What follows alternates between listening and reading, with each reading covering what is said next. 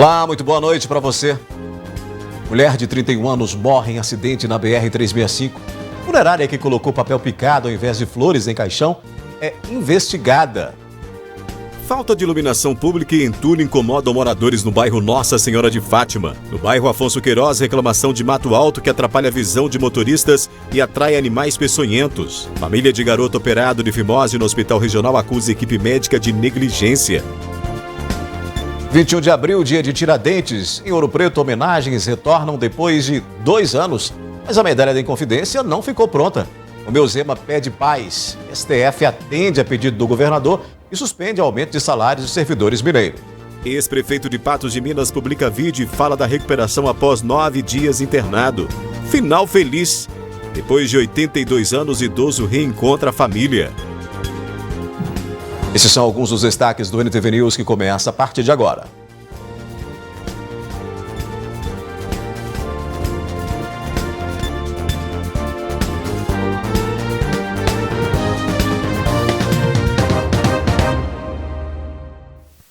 Uma mulher de 31 anos morreu em um acidente na BR-365 nesta quinta-feira.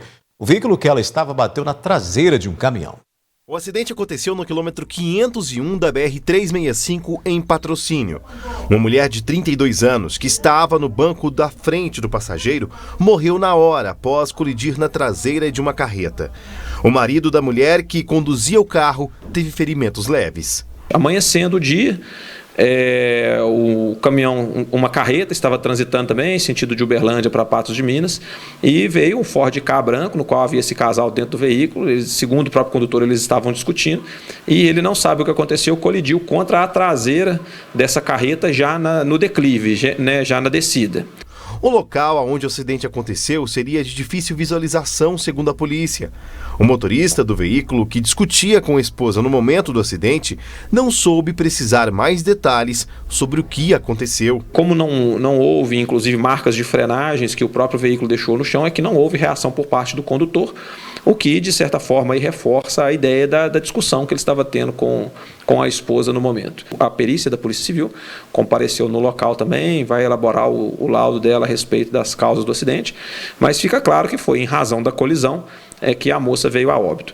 O motorista da carreta, ileso, porque bateu foi na traseira da carreta, e ele parou porque, em razão do choque, ele percebeu um barulho e foi para o acostamento para parar para ver o que havia acontecido. A Operação Tiradentes, realizada pela Polícia Rodoviária Federal, teve início nesta quinta-feira e vai até o domingo. A polícia pede para que os motoristas tenham mais cautela no trânsito. A gente lembra que nós não estamos preocupados, não é com a notificação, a nossa preocupação é com a segurança de trânsito. A notificação em razão de uma infração de trânsito, ela é mera consequência, Então não é o motorista, ele não tem que achar que ele está enganando a polícia, ele está se enganando, porque no momento em que ele passa bonitinho na frente da polícia, mas logo à frente ele tem um mau comportamento, a vítima, quem vai se acidentar, quem vai acabar lesionado, eventualmente quem acaba morto, é esse motorista ou pessoas à volta dele. O nosso objetivo é que não aconteça, é lembrar as pessoas que têm que dirigir com segurança, que têm que manter aí uma boa conduta no trânsito. Uma funerária em Uberaba trocou flores por papel picado em caixões. O caso revoltou familiares e foi parar no PROCON. Papel picado no caixão ao invés de flores. A situação foi registrada por familiares indignados na última segunda-feira em Uberaba. Corpo coberto com papel, com estopa e papelão. E você paga, tem que pagar a diferença de R$2.000 no caixão. 2 famílias que perceberam o fato foram ao PROCON para denunciar. E o órgão vai investigar a situação. Foram feitos também boletins de ocorrências pela Polícia Militar no cemitério São João Batista. A funerária Uberaba Limitada, responsável pelos velórios, emitiu uma nota e pediu desculpas. Ressaltou que em 50 anos de serviços não ocorreram episódios que desrespeitassem a tristeza de famílias e prometeu apuração rigorosa de responsabilidade pela administração da empresa. A seguir aqui no News, 21 de abril, dia de Tiradentes, em Ouro Preto. Homenagens retornam depois de 2 anos, mas a medalha da Inconfidência não ficou pronta. O governador Romeu Zema pediu paz.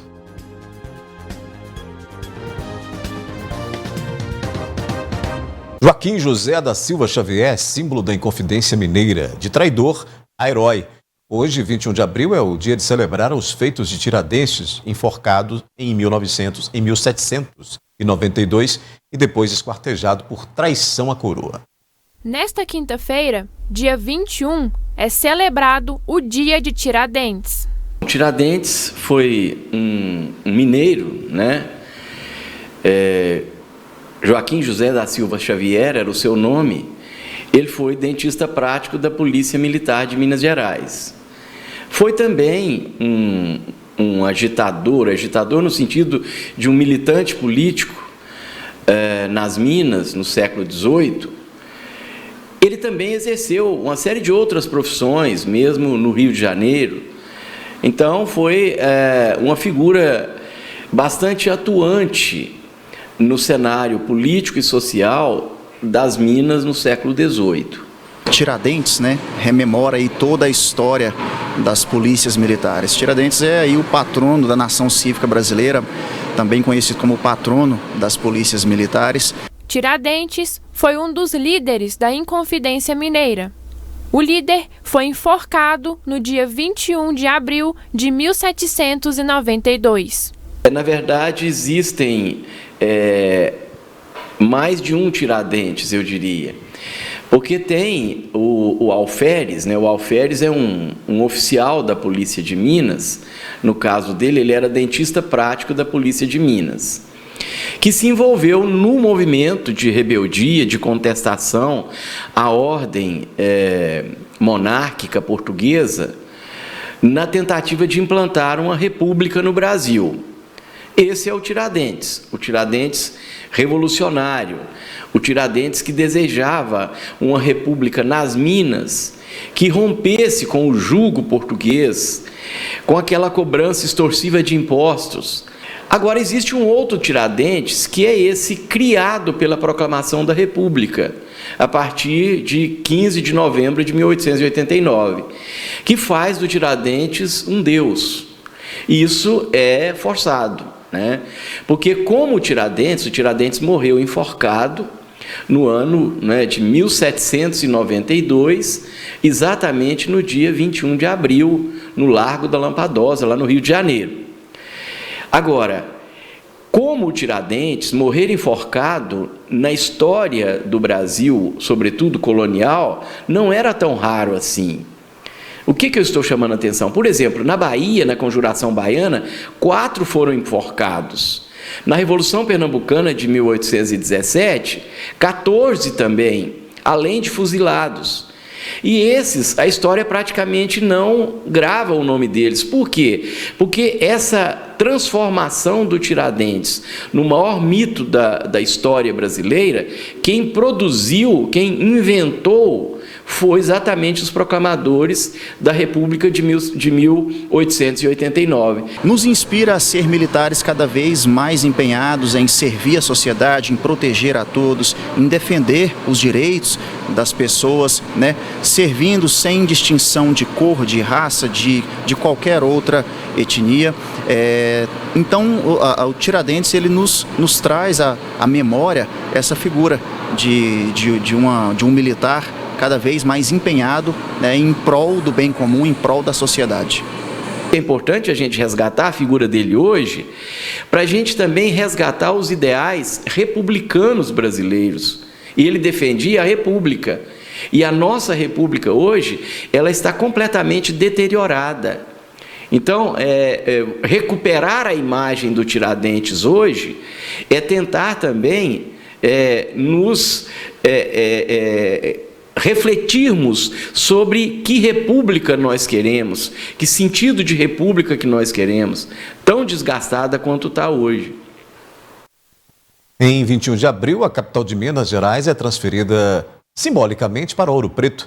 Depois de 2 anos, retornaram as homenagens a personalidades e instituições que contribuem para o desenvolvimento mineiro. Entretanto, a medalha da Inconfidência será enviada depois. É que a condecoração não ficou pronta. O Dia da Inconfidência foi celebrado na Praça Tiradentes, em Ouro Preto, na região central de Minas Gerais. A cerimônia começou com a recepção dos Dragões da Inconfidência Mineira ao governador Romeu Zema e depósito de flores no Monumento de Tiradentes. Depois, um militar do Corpo de Bombeiros executou o toque de silêncio.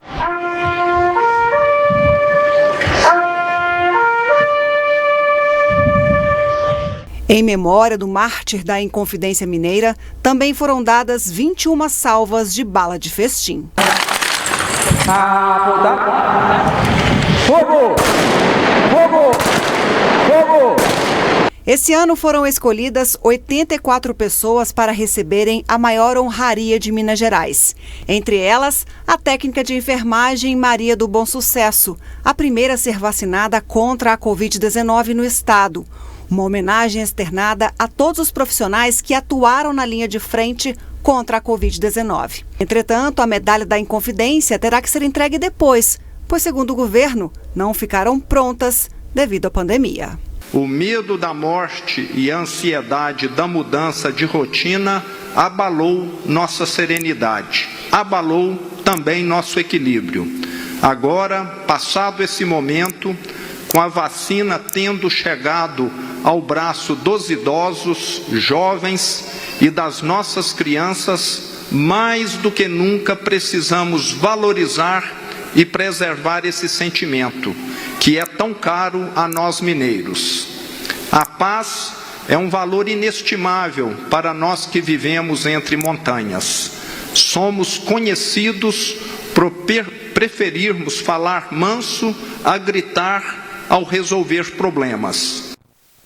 As partituras originais de 4 importantes hinos brasileiros chegaram a Belo Horizonte, onde ficarão expostas ao público. Pela primeira vez, os manuscritos deixam o edifício centenário da Biblioteca da Escola de Música da Universidade Federal do Rio de Janeiro, escoltados pela Polícia Militar Mineira.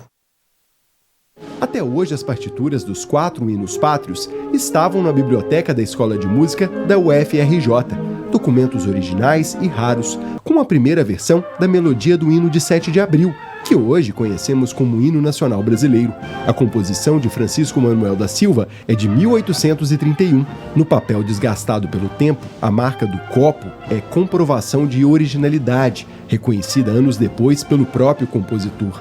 A letra que hoje cantamos, de Joaquim Osório Duque Estrada, só veio anos mais tarde, em 1909, após um concurso cultural. É a primeira vez que as partituras deixam o prédio da Escola de Música da Universidade Federal do Rio de Janeiro.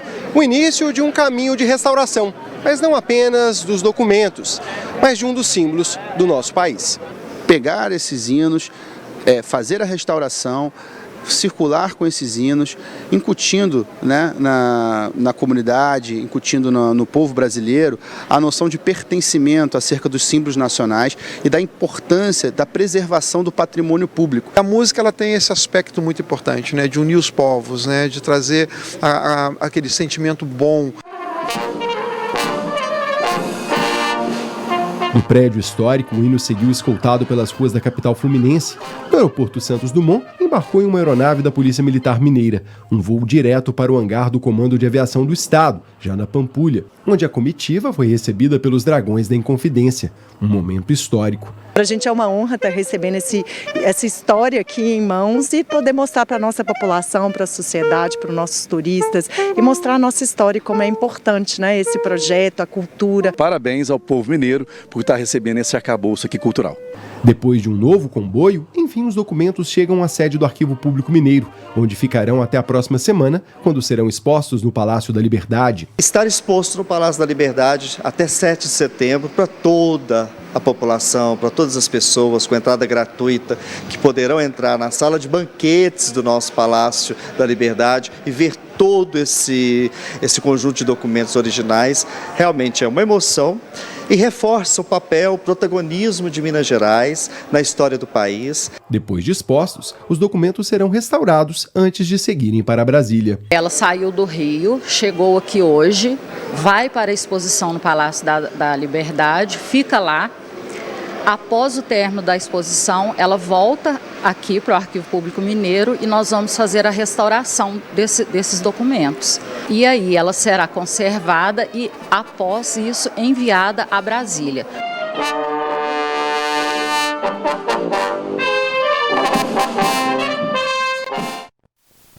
Fragmentos, né? Pedaços da história brasileira numa partitura de um hino. E é aí a cara do povo brasileiro, que é cantado pelo brasileiro aí em todas as cerimônias e eventos. Muito bacana, né? Minas Gerais está recebendo esse documento tão histórico e tão importante. Daqui a pouco a gente fala da vitória atleticana na Copa do Brasil. O Grupo Patense se prepara para a apresentação em festival internacional.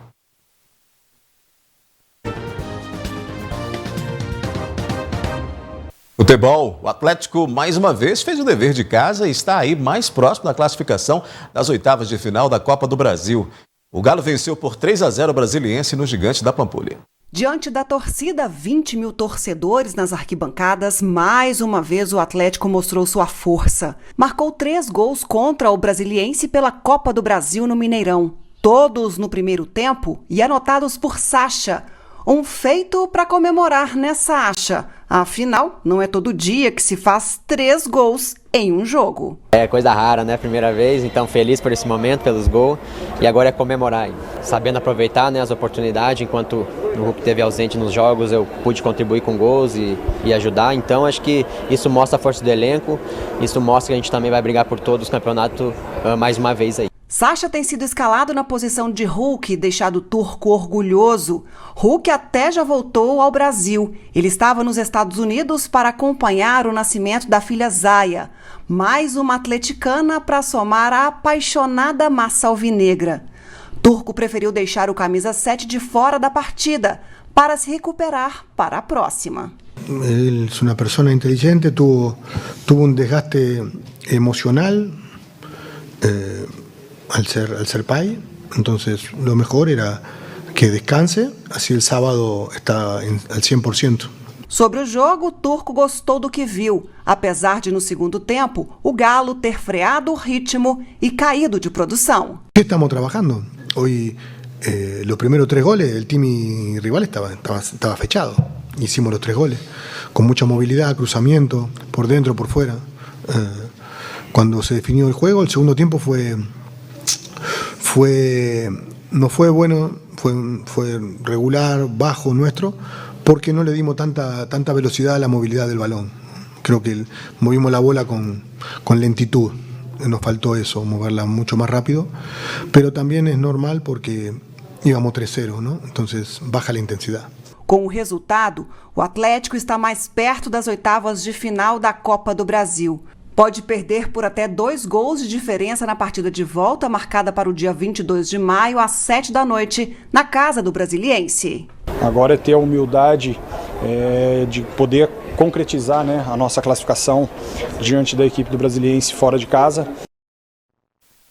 Se não tem Hulk, que ficou de fora do jogo por causa do nascimento da filha, tem aí o Sacha, que cumpriu bem esse papel, né, de goleador, marcando 3 na vitória do Galo sobre o Brasiliense.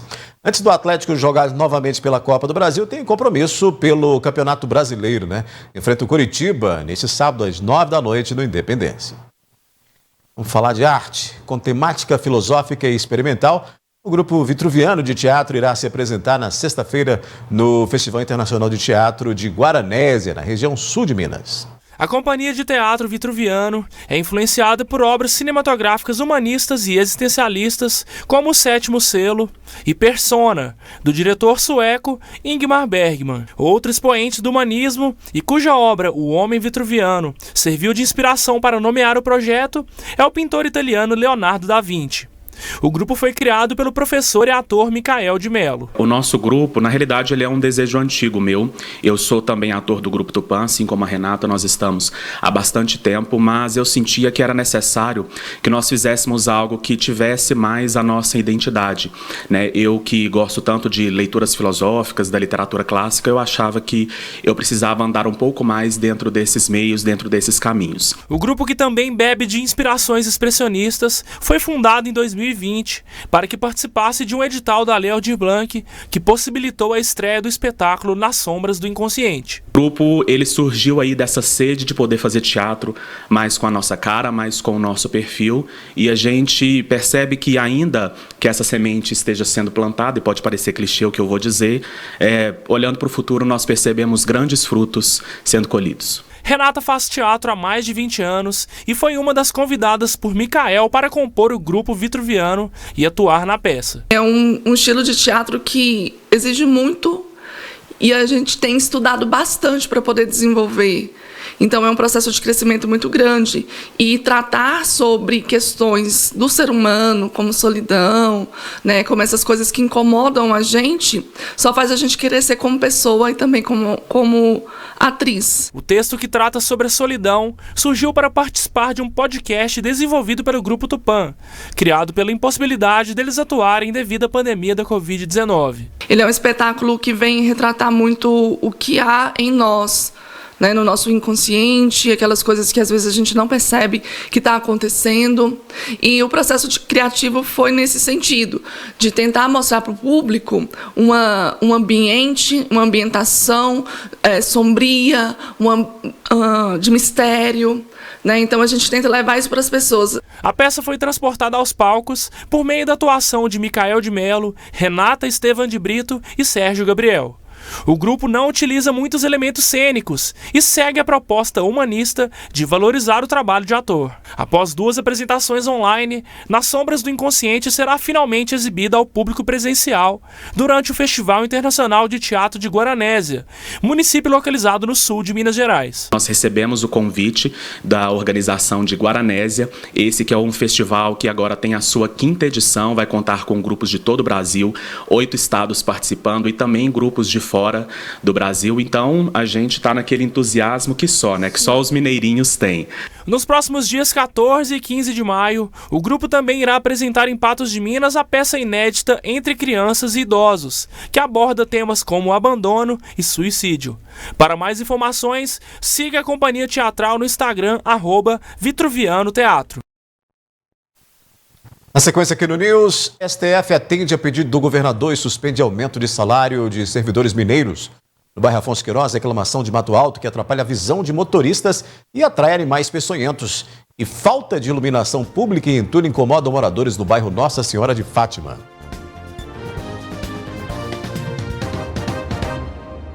O ministro do Supremo Tribunal Federal, Luiz Roberto Barroso, suspendeu a lei promulgada pela Assembleia Legislativa de Minas Gerais que reajustava o salário dos servidores estaduais acima da inflação. A decisão atende pedido do governador Romeu Zema e foi tomada nesta quinta-feira. O aumento anunciado pelo Estado de 10,06% está mantido, só os percentuais adicionais de 14% para os servidores da saúde e segurança pública e de 33% para a educação, aprovados pelos deputados que não. A decisão de Barroso é liminar e significa que terá que ser analisada pelos demais ministros do tribunal, o que acontecerá no plenário virtual do STF. Ainda não há uma data marcada para o julgamento. Até lá, os percentuais adicionais estão suspensos. Hora da nossa análise da notícia, comigo Ludmila Bahia, neste feriado aí de Tiradentes. Boa noite, Ludmila. Boa noite, Odair. Boa noite a todos que estão conosco aqui no NTV News. Hora da nossa análise da notícia, começar por essa. Pois é. Comemorada pelo governador Romeu Zema, junto com os secretários, porque o governador Romeu Zema acionou o STF justamente para dizer que o Estado não tem condições de arcar com esses percentuais adicionais aprovados pela Assembleia Legislativa de Minas Gerais, porque causaria um impacto de 8,680 bilhões nos cofres do Estado e que impactaria severamente as contas do governo.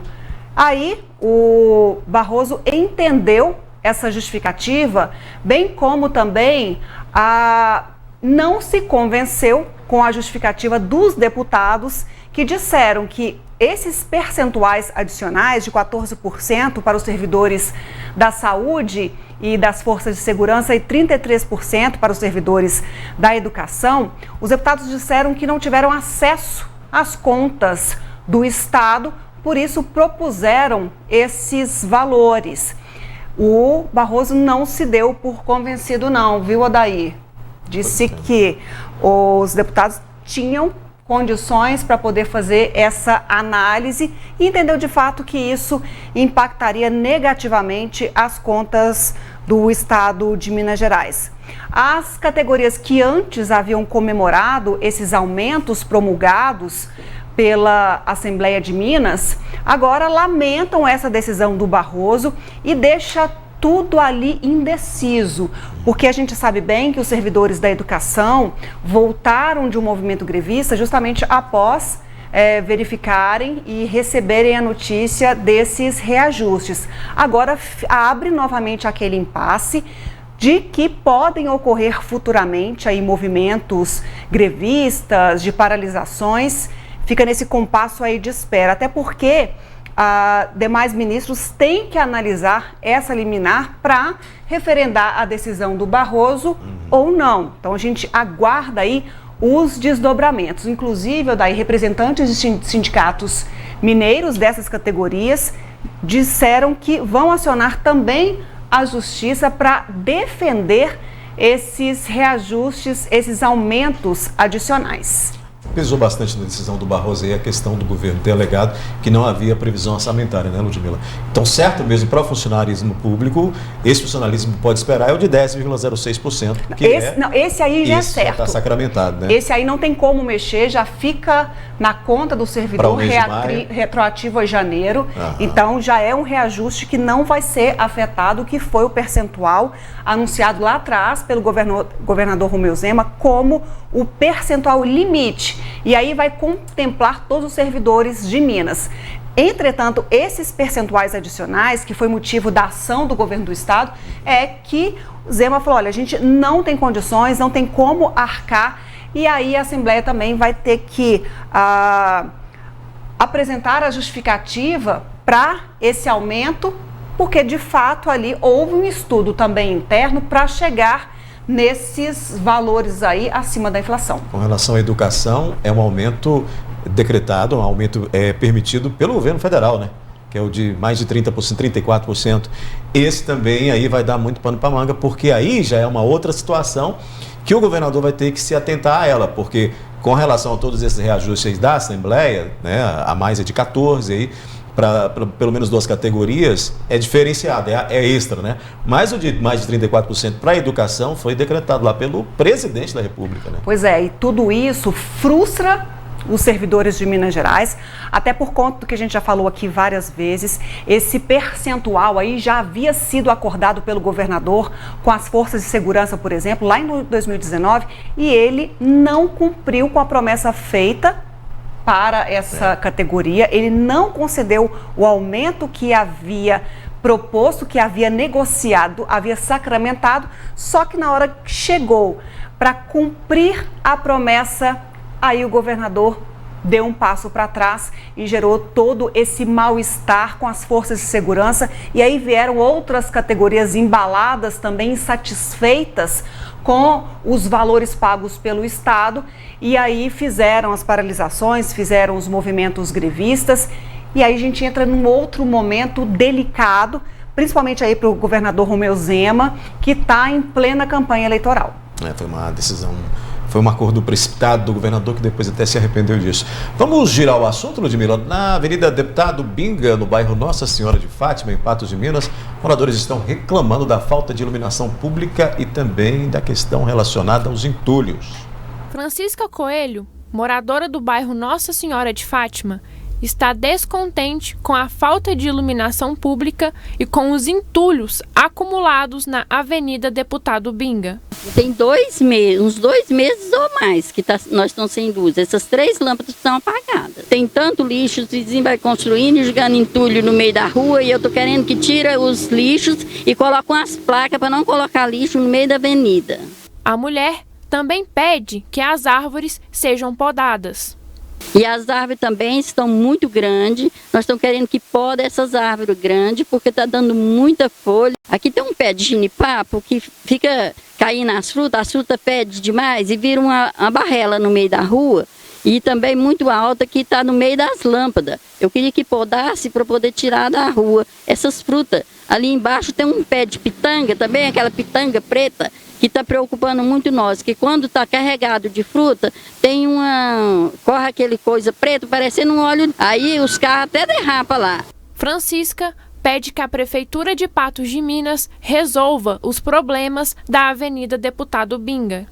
Eu quero uma solução por parte da prefeitura, que nós moramos numa avenida e aqui é o puro lixo. Então nós queremos solução do prefeito e dos vereadores, que a hora de pedir voto é mãozinha no ombro. A hora que ganha, ninguém olha pra gente, ninguém passa na nossa rua.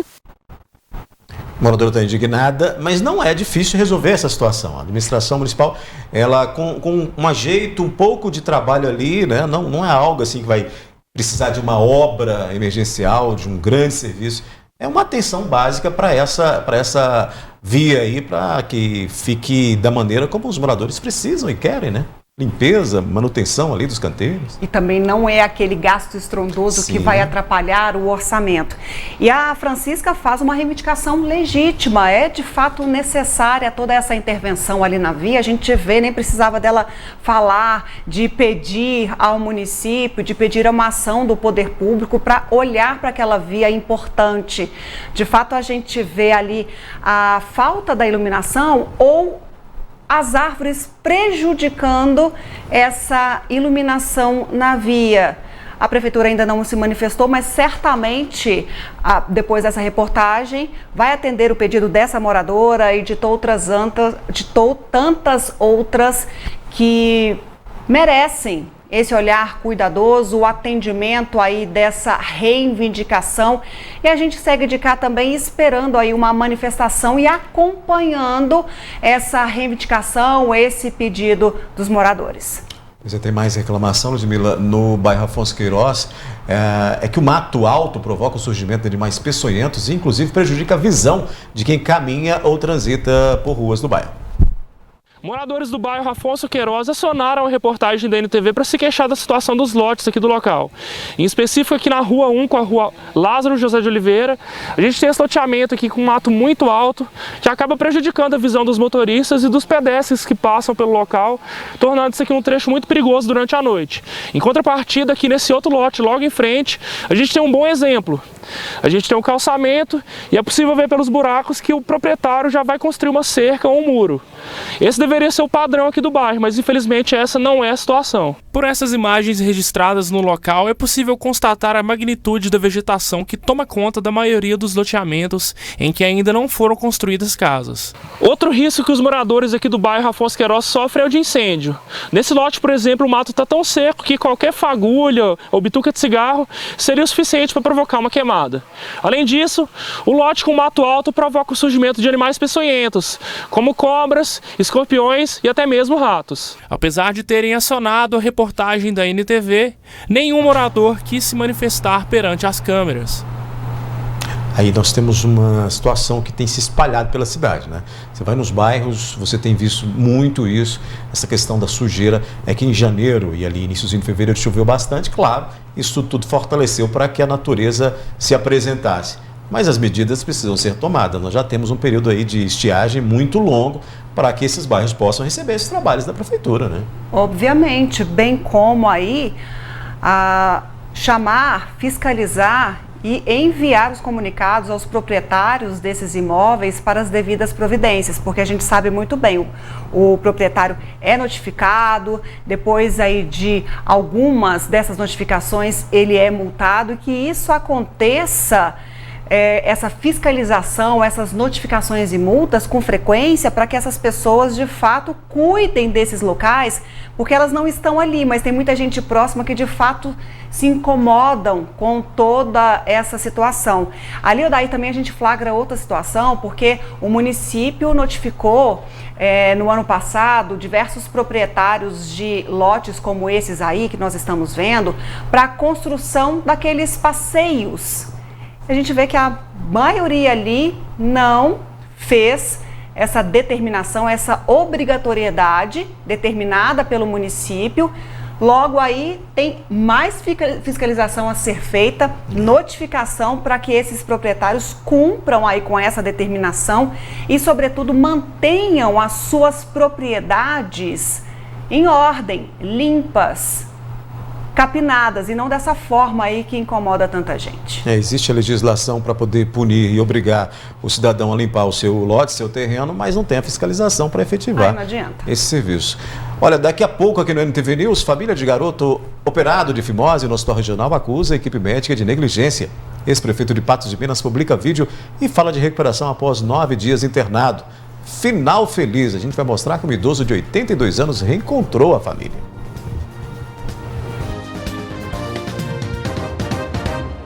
O ex-prefeito de Patos de Minas publicou um vídeo nas redes sociais com voz ainda fraca depois de dias entubado.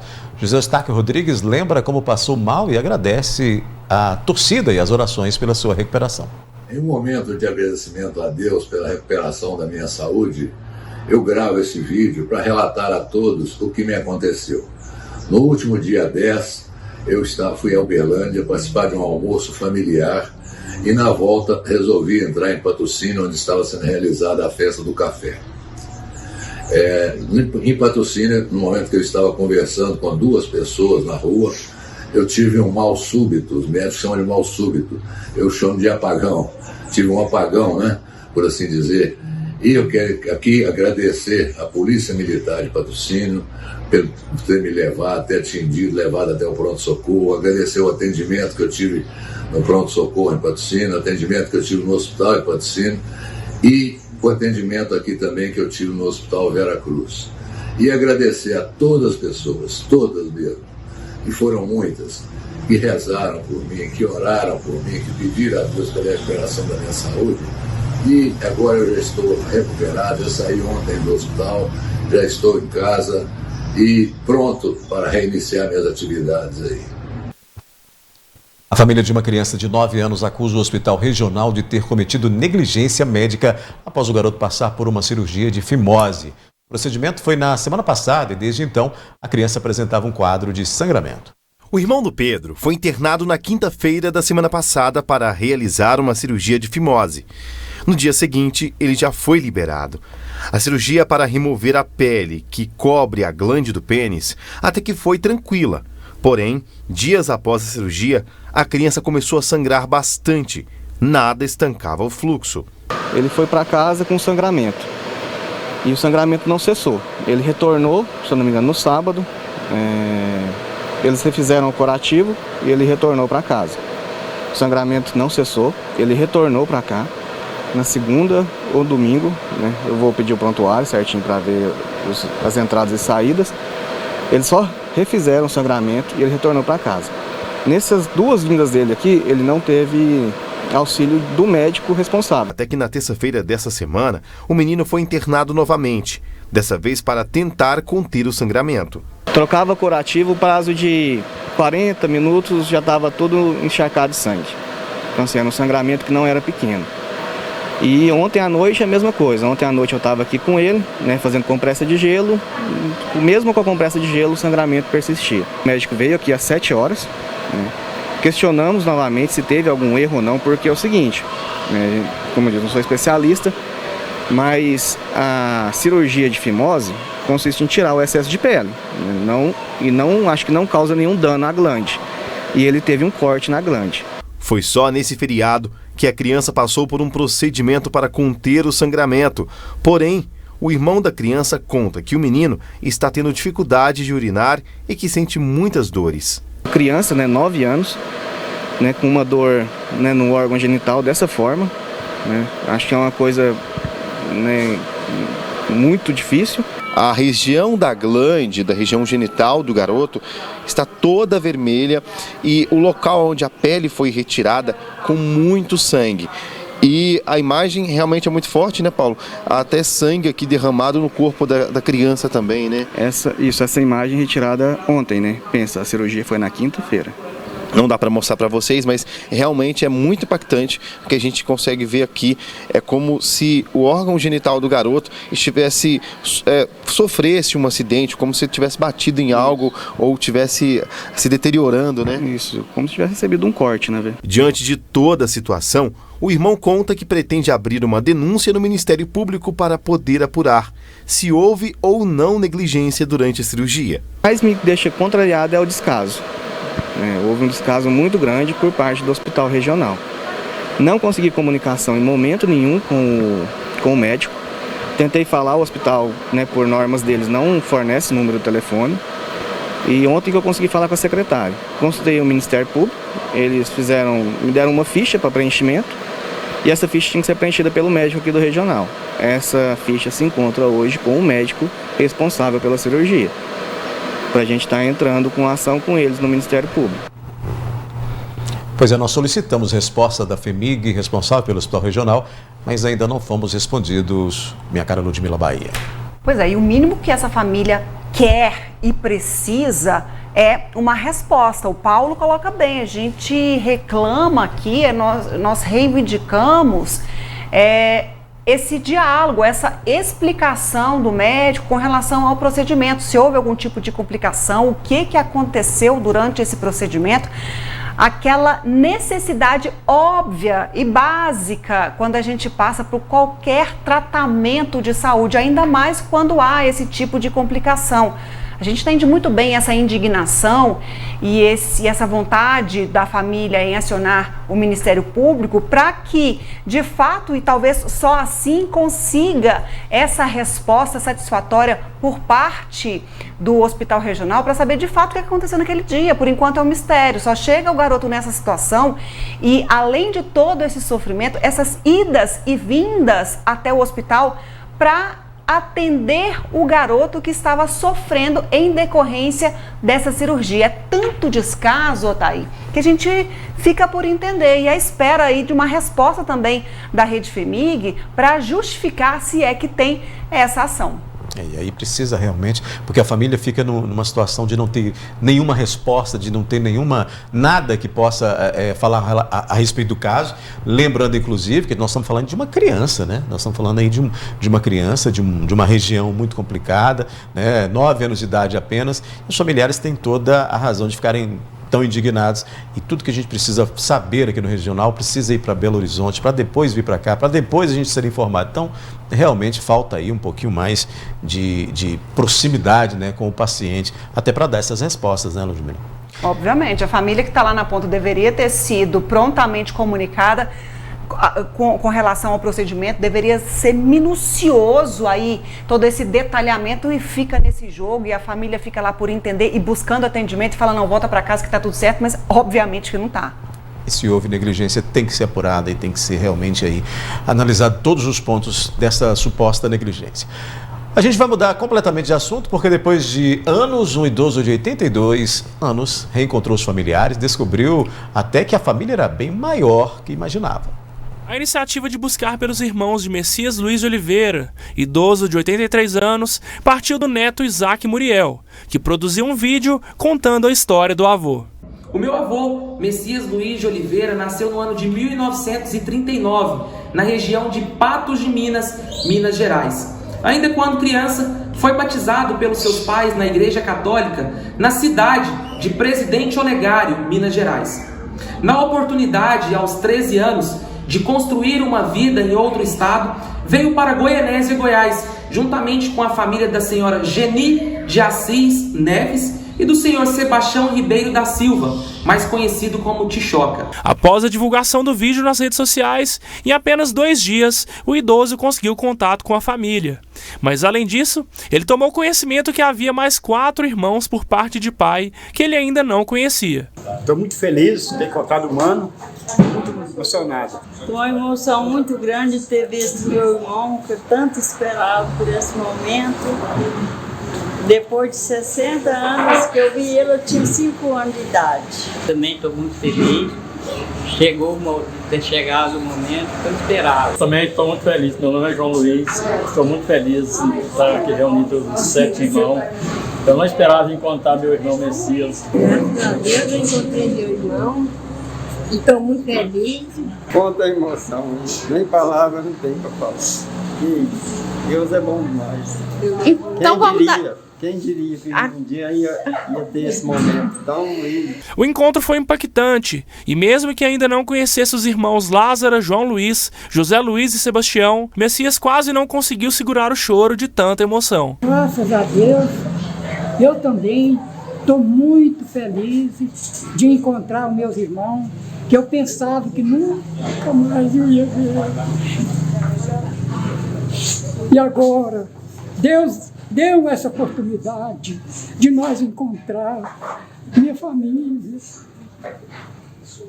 Que eu tinha um sonho muito profundo de encontrar minha família. Graças a Deus, hoje, Deus deu essa oportunidade de nós encontrar todo mundo feliz, todo mundo alegre.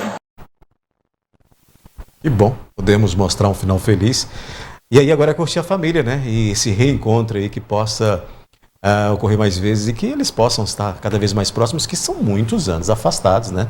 Sem saber que a maioria nem existia, né, Ludmila? Mais de 60 anos, imagina só, e a gente Muito também tempo. se emociona com a sua emoção, viu, seu Messias? Que esse encontro possa se frutificar aí em muitas alegrias e memórias. Tudo de bom para o senhor e para sua família. O NTV News está ficando por aqui, a análise também. Amanhã a gente volta aqui, ó, na bancada do News. Amanhã não é feriado, é pós-feriado. Se no feriado a gente está aqui, imagina no pós, né, Ludmila? Estaremos certamente agarrados aqui. O jornalismo não para de jeito nenhum. Nós estamos aqui 24 horas ligadinhos para levar todas as informações para vocês. Muito obrigada pela companhia, pela audiência. Bom final de feriado para todo mundo e amanhã a gente se vê. Até amanhã.